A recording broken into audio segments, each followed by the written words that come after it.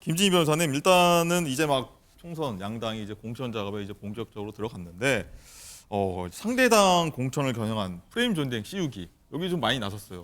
네, 맞습니다. 국민의힘에서 일단 선제적으로 그 민주당의 예비 후보를 가리켜서 운동권 정치인이다 이렇게 또 이야기를 했다고 많이들 얘기 하고요. 나오죠? 네, 그리고 나서 이제 또 민주당에서는 이를 두고 정권 심판론을 희석하기 위한 정치 공세다라고 이야기를 하면서 윤심 그리고 또 검사 공천이다 또 이렇게 비판을 하고 나섰습니다. 그러니까 뭐 이를테면 이제 한동훈 위원장 같은 경우에는 연일 이제 윤희숙 전 의원에 이제 공을 들이면서 운동권 특권 정치를 청산해야 된다 이런 부분을 또 외치고 있는 건데요. 그러니까 임종석과 윤희숙 중에 누가 더 정치를 경제를 잘 살릴 것 같으냐라는 이야기를 하면서 이런 것이 바로 이번 총선의 시대 정신을 국민들에게 설명하는 것이다라고 또 이야기를 했습니다. 반면 이와 관련해서 또 민주당에서는 결국에 집권 여당에서는 운동권을 잡을 게 아니라 물가를 잡고 또 경제를 잡아야 된다 이런 식으로 또 비판을 했고요. 그리고 결국에 운동권 출신은 국민의힘에도 많이 있는데 그러면 국민의힘에서는 운동권 출신을 이제 결국에 영입을 해야 되고 반면 그러면 민주당에서는 운동권 출신을 결국에 청산해야 되냐 이런 식으로 이야기를 하면서 비판을 이어가고 있습니다. 네. 운동권 대 윤석열, 검사 공천 이렇게 맞서고 있는 건데 관련해서요 한동훈 위원장 그리고 민주당 윤건영 의원이 아주 목소리를 여기 팽팽하게 부딪혔는데 아주 시끌시끌합니다. 한번 듣고 오시죠.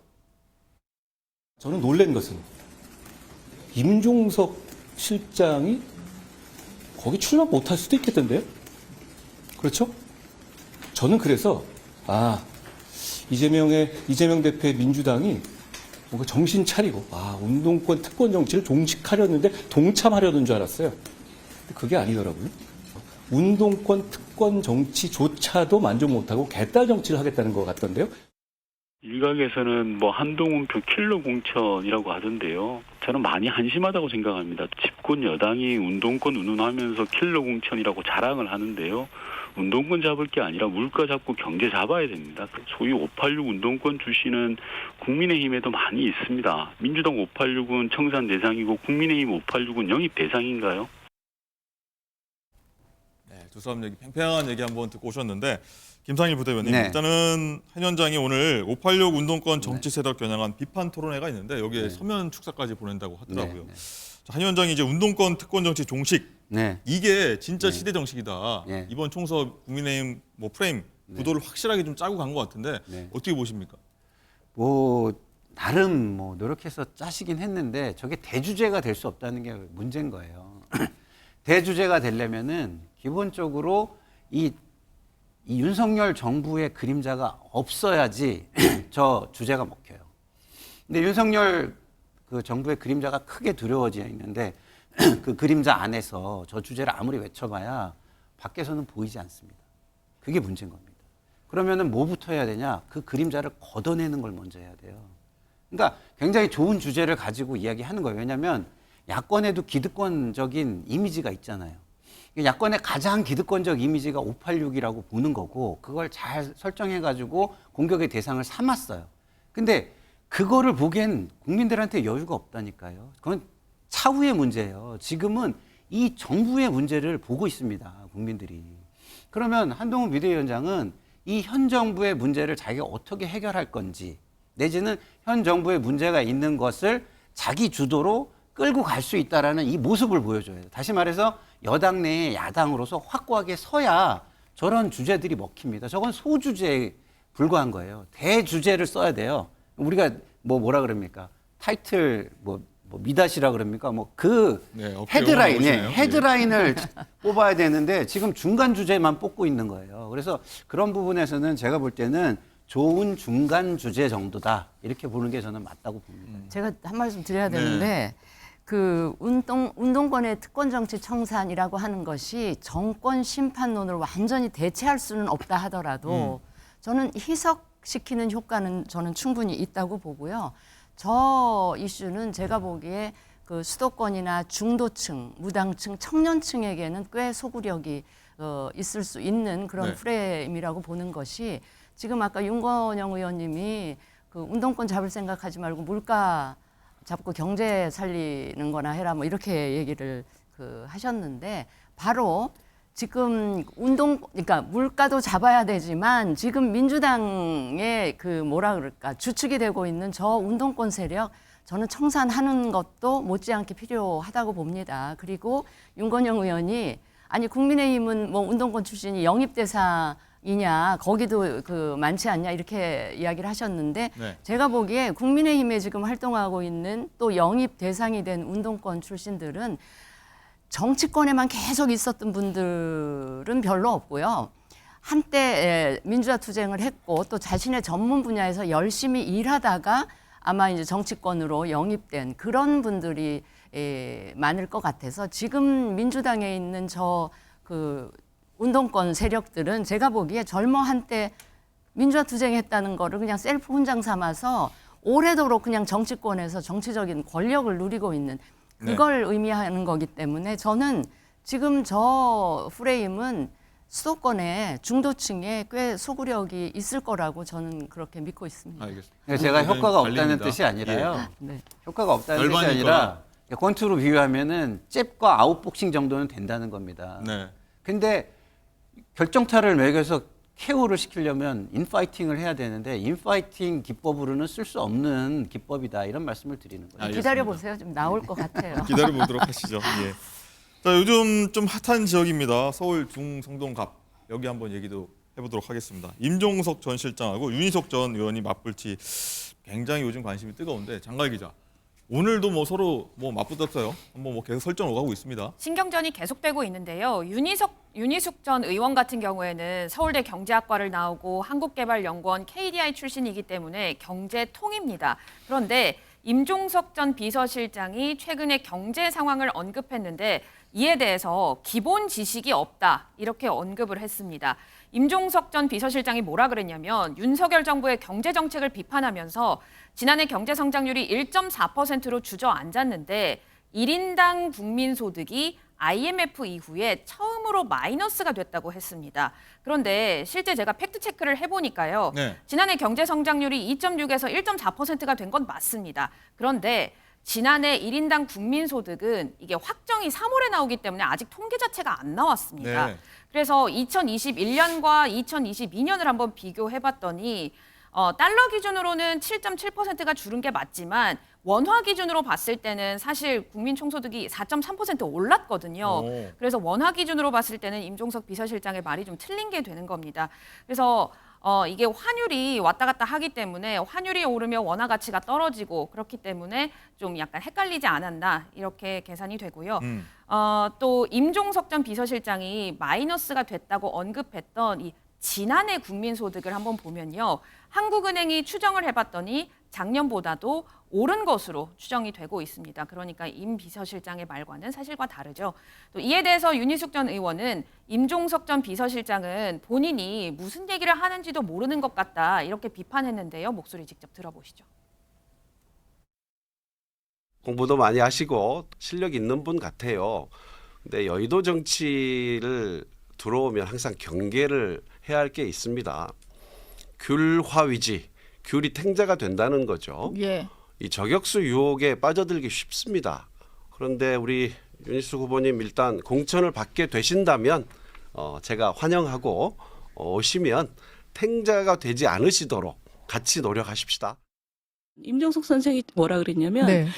한동훈이나 윤희숙은 지금은 귤처럼 보이지만 네.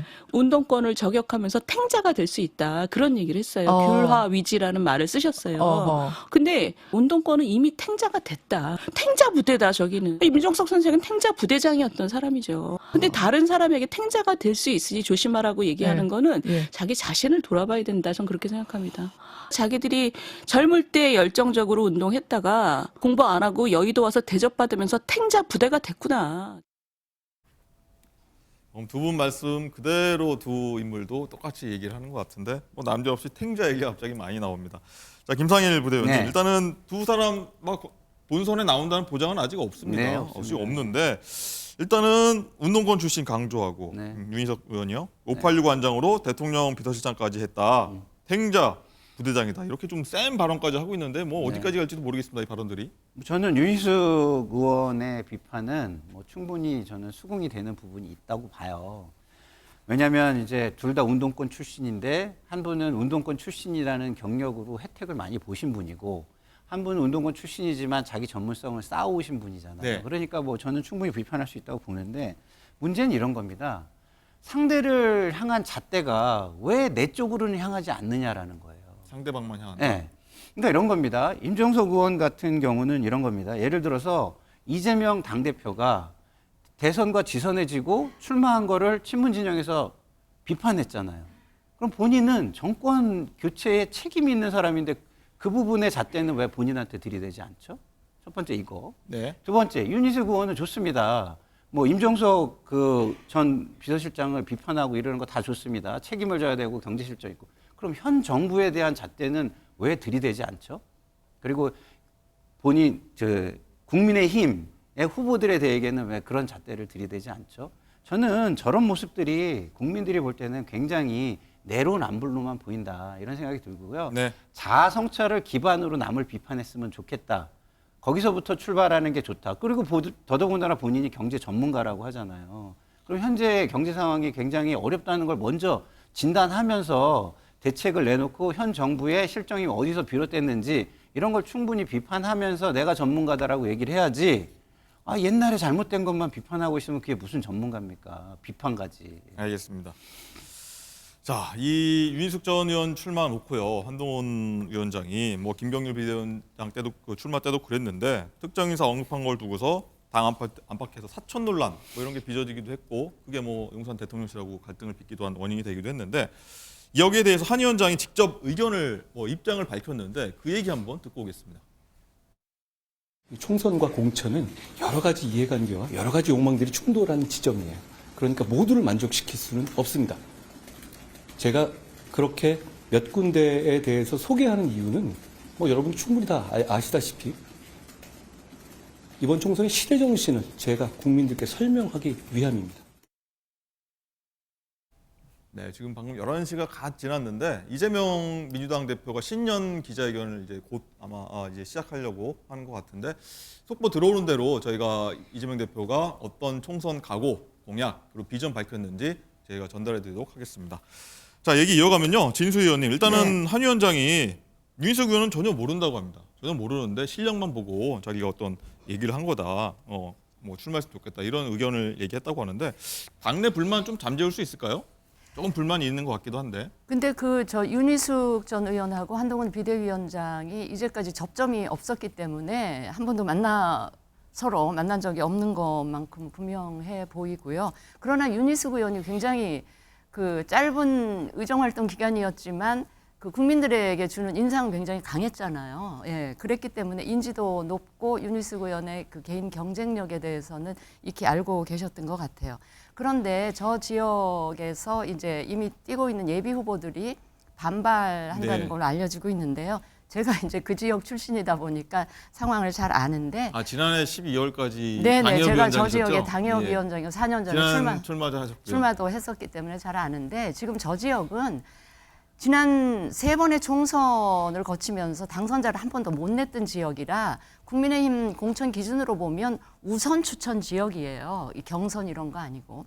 그다음에 지금 현재 나와서 이미 뛰고 있는 예비 후보들도 그 지역에서 정치 활동을 오래 하셨던 분들이 아니라서 네. 제가 보기에는 윤희숙 의원과 거의 그 비슷한 위치에 계신 거라서 그렇게 또 윤희숙 의원에 대해서 불만을 가지거나 그럴 이유는 저는 없다고 보고요. 네. 그런데 저 지역에 저 윤희숙과 임종석의 매치가 이루어질런지는 조금 미지수인 게 이루어질지 아닐지 키는 민주당에서 갖고 있는 것 같아요. 왜냐하면 민주당 내에서 벌써 임종석 전 실장이 저 지역에 출마하는 거에 대해서는 명분이 없지 않냐라고 하면서 비토 정서가 이미 뭐 여러 얘기가 나오고 있습니다. 나고 있기 때문에 그렇거든요. 그리고 이미 워밍업 매치에서 저 임종석 전 실장이 한판 패를 한 것 같아요.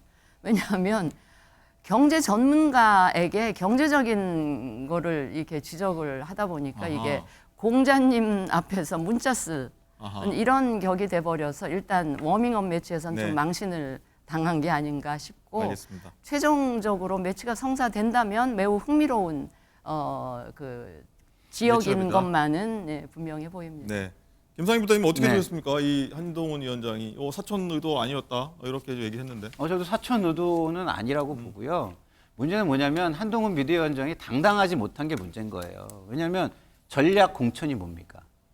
전략이 있으니까 공천한다는 거잖아요. 네. 윤희숙 의원이 만약 임종석 전 실장이 저기 공천이 된다면 윤희숙 의원이 가는 게 각이 잘 쓰고 전략적으로 굉장히 국민들도 동의할 만한 전략으로 보여요. 그럼 당당하게 이야기를 해야 되는데 자꾸 이거 나는 전략 공천이 아니라 무슨 뭐 저기는 경선을 해야 되는 경선만다, 것처럼 당당하지 못한 모습을 보이니까 오히려 논란이 커지는 거 아닌가. 저는 오히려 그렇게 생각됩니다. 그렇군요.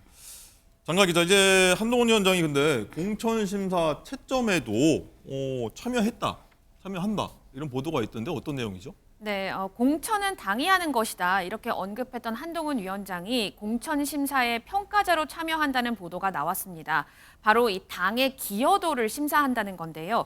공천을 신청한 현역 그리고 원외 당협위원장에 대한 심사에서 당 기여도가 15점이 반영이 되는데 이게 배점 간격이 굉장히 크기 때문에 당무감사 결과 못지않게 비중이 굉장히 큰 것으로 알려지고 있습니다. 네.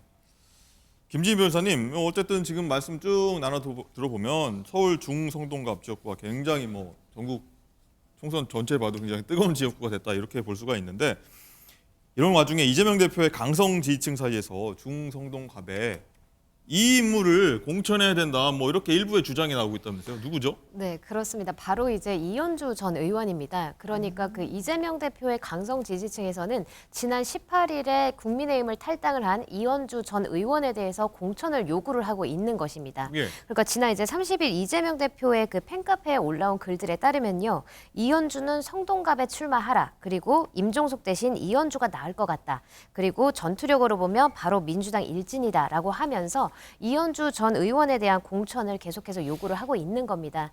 근데 지금 이렇게 말씀드린 것 같이 이런 강성 지지층에서 이현주 전 의원에 대해서 계속해서 이렇게 구애를 하는 것은 바로 다른 게 아니라 이재명 대표가 직접 그 이현주 전 의원한테 결국에는 복당을 해보라라고 이제 권유를 한 게 아무래도 이제 계기가 된 것 같고요. 그러니까 결국에는 이재명 대표가 이제 총선 승리 때문에 외연을 확대하기 위해서 이 전 의원과 직접 이제 통화를 하면서 복당을 권유를 했고, 그리고 또 이현주 이제 전 의원 역시도 스스로 이제 페이스북에 이재명 대표로부터 이런 제안을 받았는데 진지하게 고민을 하고 있다라고 시인을 한 것이 아무래도 계기가 된 것 같습니다. 네.